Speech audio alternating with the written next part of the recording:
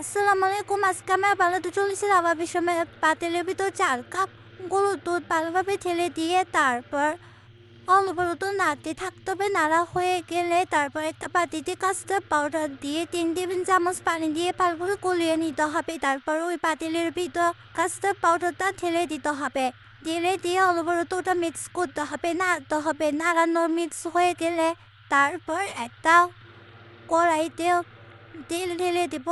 তেলের ভিতর লাচা সেমাইগুলো দিয়ে দিব। তারপর লাচা সেমাইগুলো দেওয়া হয়ে গেলে তারপর 3 টেবিল চামচ চিনি, তারপর ওটা খেজুরের গুড়, তারপর ওটা নারিকেল গুঁড়া দুধ দিয়ে তারপর আবার কাঁচা পাউডার ওর ভিতর গুঁড়া দুধ দিয়ে আবার নাড়তে হবে।